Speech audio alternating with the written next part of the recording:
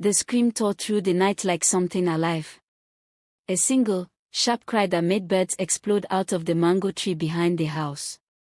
Neighbors who were still awake froze where they stood, cups halfway to their lips, spoons suspended above plates. It was not the kind of scream anyone in Riverside Close had heard before. It was raw. Terrified. Almost supernatural. Inside the old yellow bungalow at the edge of the compound, Mira staggered backward until she hit the wall, her entire body trembling. She couldn't move. Couldn't breathe. Couldn't even turn her head. Her eyes remained locked on the center of her bedroom, on the place where her reflection had stood just seconds ago, except what stared back at her wasn't her. The skin was darker. The eyes were hollow. The smile had stretched impossibly wide, too wide for a human face. And then it had whispered, "Give it back." The glass of the mirror cracked from the inside. That was when Mira screamed. Her brother, Kesai, kicked the door open so hard the handle broke off. "Mira. Mira, what happened? Talk to me." She didn't speak. She couldn't. She pointed a shaking hand at the mirror. But the reflection now showed only her room, silent, ordinary, untouched. Kesai rushed to her side. "Look at me. What did you see?" Mira whispered, her voice barely a breath. "Me, but not me." Kesai held her arms tightly, trying to control her shaking. "You're not alone. I'm here. You're safe." But Mira knew she wasn't. Something had followed her home that night. Something she had tried to outrun all her life. The next morning, the compound was buzzing. People stood in small groups whispering. Children peeped through windows. Someone posted on the residents' WhatsApp group, "Does anybody know what happened in House 12 last night?" That scream was not normal. But Mira didn't care about gossip. She hadn't slept. Every time she closed her eyes, she saw the cracked mirror and that impossible smile. Kesai placed a cup of tea in front of her. "You need to eat something." She pushed it away. "It wasn't a hallucination." "I didn't say it was." "You're thinking it." Kesai sighed. "Mira, you've been under pressure lately." "Maybe." "Don't say stress," she snapped. "Don't." He raised his hands gently. "Okay. No problem. So tell me again, what exactly did it say?" Her eyes glazed over as the memory played in her mind like a curse she couldn't unhear. "It said, 'Give it back.'" "Give what back?" "I don't know." Kesai dragged the hand down his face. "Then why is something demanding it from you?" Mira swallowed hard. That was the same question burning inside her. Later that evening, a soft knock echoed on their door. When Kesai opened it, a woman stood outside, small, wrinkled, wrapped in a faded brown shawl even though the weather was warm. "Good evening," she said. "My name is Nanasewa. I heard someone screamed in this house last night." Kesai frowned. "Are you from around here?" "No. I came to see the girl." "What girl?" She looked past him and pointed. "Ah." Mira froze where she sat on the sofa. She didn't know the woman. Had never seen her. But Nanasewa walked inside as though she had been waiting for this moment for years. She stood in front of Mira and stared deep into her eyes. "You saw her, didn't you?" Mira's breath caught in her chest. "Saw who?" "The shadow that wears your face." Kesai immediately stepped forward. "Madam, please, take your things and leave. You can't come into my house and scare." "She is not being scared," Nana interrupted. "She is being haunted." Mira's skin prickled. "What do you mean?" Nana gently touched her chin. "You carry something. Something that does not belong to you. Something that was taken before you were born." Mira pulled back sharply. "I don't understand what you're talking about." You don't have to, Nana said. But the spirit does. And it wants what was stolen. Kesai's voice rose. Enough. You need to go. But the old woman didn't move. Tonight, at exactly midnight, the shadow will come again. If you don't return what she wants, she won't leave. Mira felt the blood drain from her face. What does she want? Nana stepped closer, her voice low. Your life. The air in the room turned heavy, pressing against their lungs. Kesai grabbed the woman's arm and marched her out of the house, ignoring her protest. When he slammed the door behind her, he turned to Mira. Don't listen to her. She's mad. But Mira could not shake the certainty in the woman's eyes. The truth she seemed to know. Kesai, what if she's right? She's not. But what if she is? He hesitated, just long enough for fear to bloom fully inside her. That night, Mira didn't sleep. She sat on the edge of her bed, knees pulled to her chest, watching the mirror. 11:42 p.m. The wind outside began to howl, even though the sky was clear. The curtain fluttered violently. The wardrobe doors rattled. 11:51 p.m. She heard footsteps in the hallway, slow and dragging. Kesai, she whispered. No answer. 11:58 p.m. The lights began to flicker. The house groaned as though something heavy pressed against it from all sides. 11:59 p.m. Mira stood.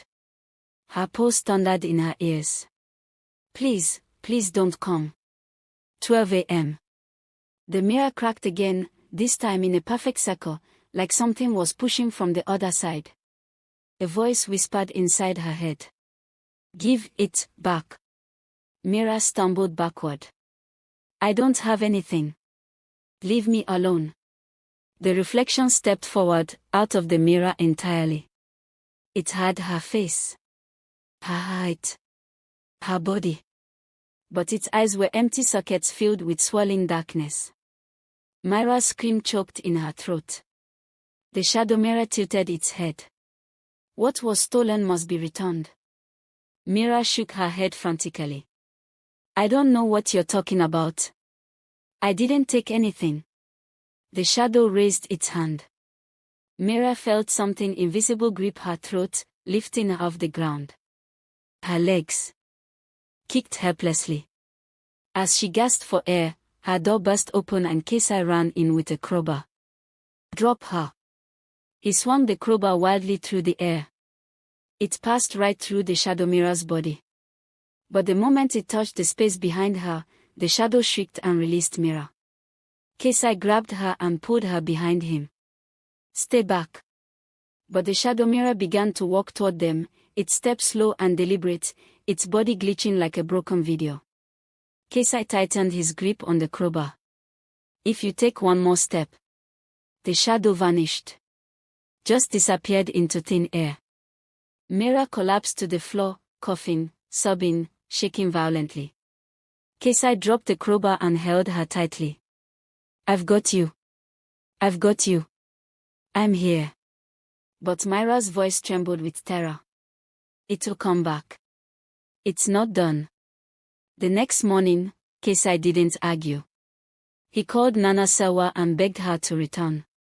When she arrived, she examined Mira quietly, then sighed softly. I told you, this thing is older than all of us. Mira wiped her face. Tell me what you know. Everything. Nana sat down and clasped her hands. Many years ago, long before you were born, your mother stole something from a shrine in her hometown. Something sacred. Something forbidden. Mira stiffened. My mother. She would never. You didn't know her. Not truly. People do things out of desperation. What did she take? A spirit-binding charm. It was meant to protect her firstborn child. Kesai frowned. But Mira is the second-born. Nana's eyes softened. No. She is the first to survive.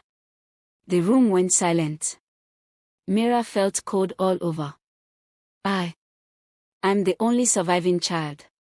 Nana nodded. Before you, there were 2 pregnancies. Both lost. Your mother used the charm to make sure you lived. Mira's voice cracked. So why is the spirit after me? Because the charm belonged to the shadow realm. It was not meant for humans. Nana leaned forward. And the price for using it is lifespan. Mira's tears fell. So she wants my life? Yes. Unless you return what your mother stole. How? The charm is gone. My mother died years ago. Nana pulled something from her bag, a small clay bowl filled with ash and red powder. Then we call her spirit. Kesai stood abruptly.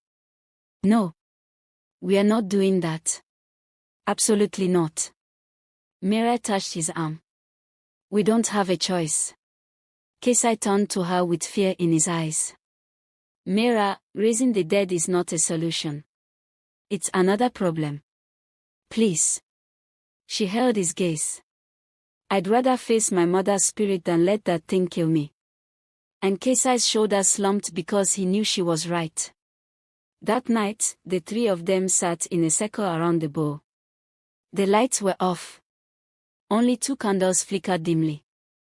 Nana began chanting in a language neither sibling understood. The air thickened.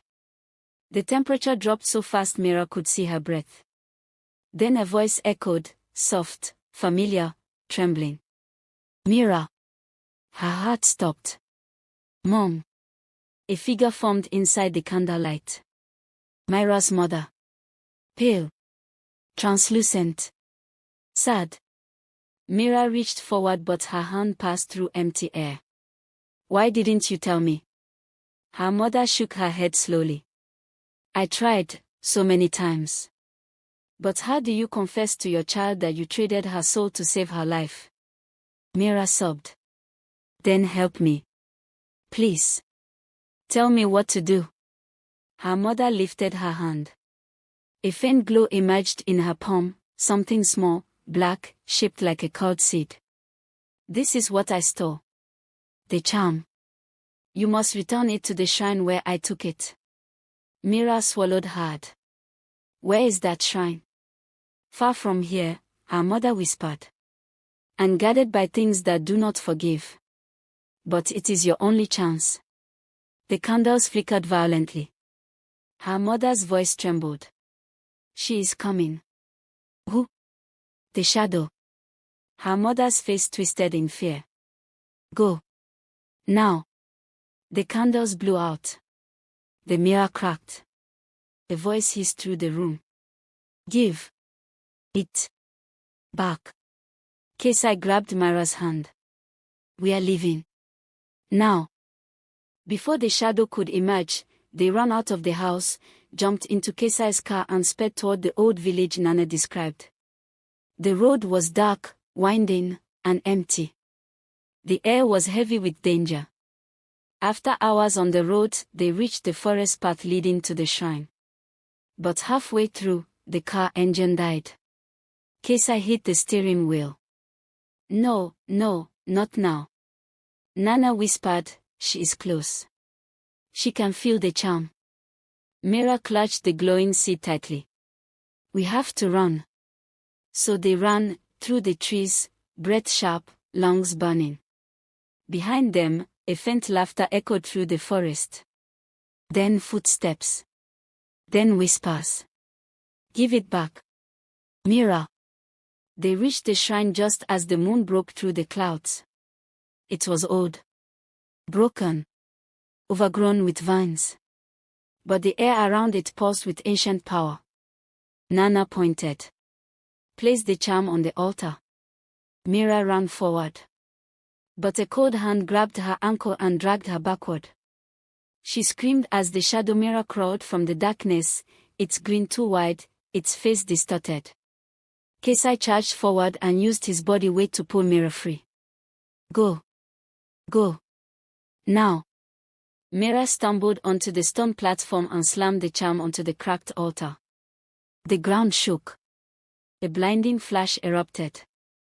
The shadow screamed, the high, piercing wail that shook the trees. Its body twisted, warped, and dissolved into smoke. When the light faded, the forest was silent again. Mira collapsed to her knees, sobbing in relief. It was over. Nana helped her stand gently. You did well, child. Kesai hugged her tightly. You're safe now. It's gone. But just as they turned to leave, a voice whispered from behind them. Mira. Her mother's spirit appeared one last time, smiling faintly. You broke the curse. Live freely now, my child. Then she faded into the moonlight. On their way back home, Mira rested her head on Kesai's shoulder. I'm alive, right? He squeezed her hand. You're alive. And you're not alone. When she finally walked back into her room at dawn, the mirror was whole again. No cracks. No shadow. Just her. But as she took a deep breath, she faced the camera with a shaky smile. If you're watching this, let me know you're here. Subscribe, like, and comment so I know you're safe too. Stories like this, they're not just stories. Some of us live them. She turned off the light. And for the first time in weeks, she slept.